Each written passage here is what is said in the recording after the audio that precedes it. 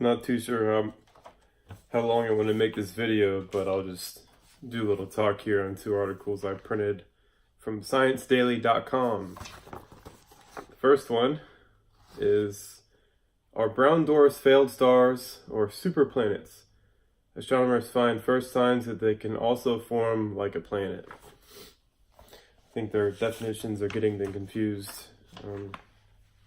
I guess I should dedicate this to the journal Astronomy and Astrophysics, and I should dedicate it also to the Center for Astronomy of Heidelberg University, ZAH, and to Professor Dr. Andreas Kierenbach and his team at the Königstuhl State University of the ZAH.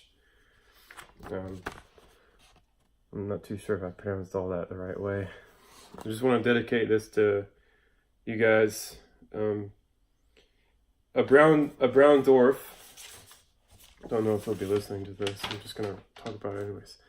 A brown dwarf is a intermediate age star.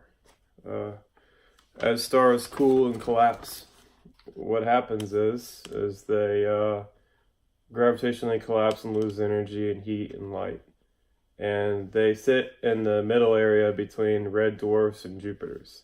So they're intermediate age stars. They're the stage of star where the spectrum moves more towards the infrared part and becomes basically invisible to you looking at it from deep space. So to find a lot of them, you're going to have to use infrared telescopes and telescopes to pick up longer wavelengths other than visible light. There are hundreds of billions of them in the Milky Way galaxy. And they are not failed stars, and they are not planets either. I guess you could say they're astrons. That's how we want to classify them now, because they're spherical, they're hot.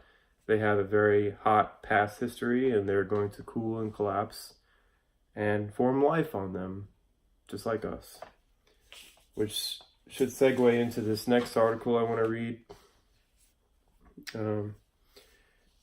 This one's dedicated to Lisa Kaltenegger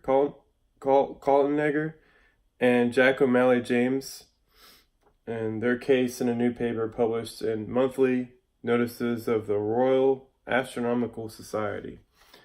Of course, I probably butchered their names too. There they are. This one's important for you guys to understand. The thing about it is, yes, UV radiation is very dangerous. It can, kill us. UVA, UVB causes cancer. UVC can probably cause cancer too, and it's very, very dangerous. The ozone layer protects us from all the UVC rays. That being said, Earth did have life in its past, but it didn't always have life in its past.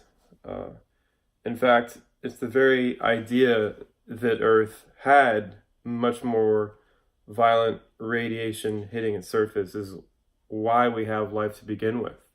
Because the high energy UV can rearrange the molecular arrangements of molecules. It can rearrange atoms, break them apart, and reassemble them in new different configurations.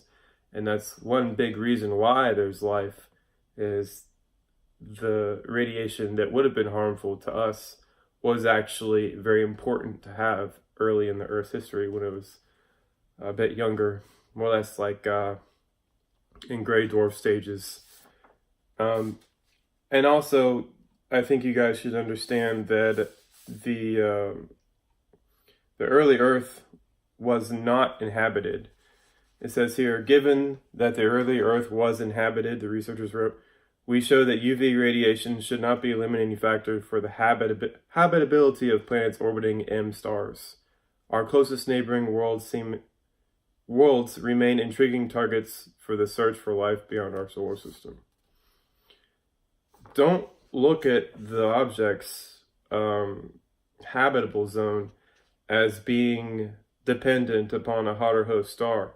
Because the truth is that there's a double habitable zone. I write a paper about this. I should link it to the bottom, where you have the host radiation, which is external from the host.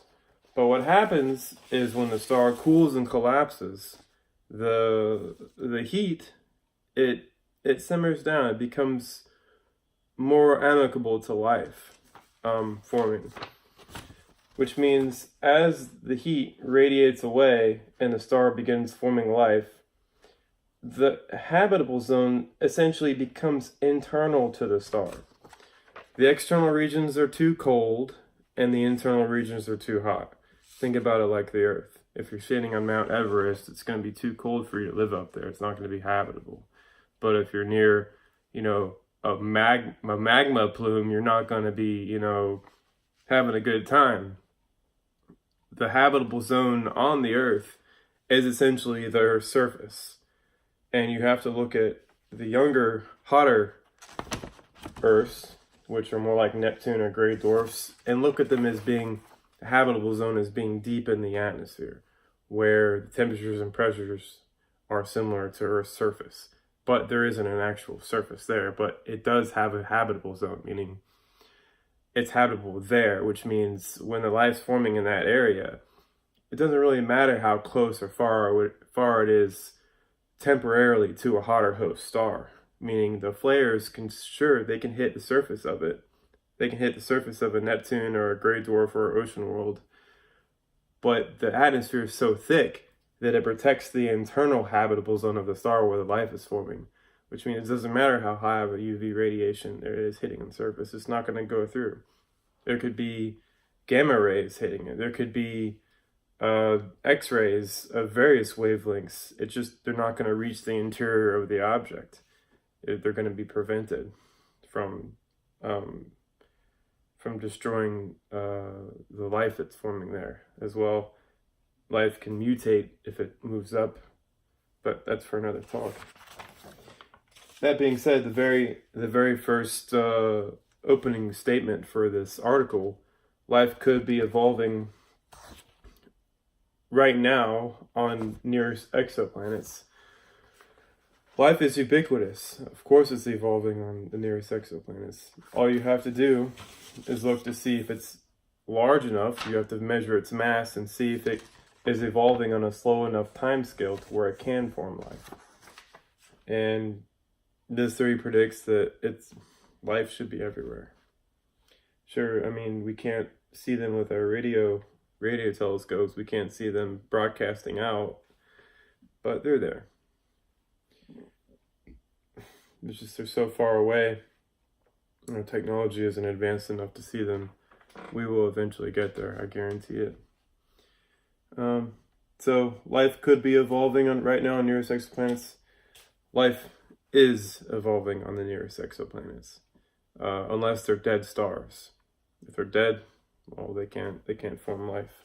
If they're like down past the green zone, as I call it, when you move past the green zone and the CO2 builds up and the CO2 builds up and the oceans become acidified and they start evaporating, yeah, there's not going to be any evolving life on there. But if you have an object that's, much younger, yes, there's going to be life.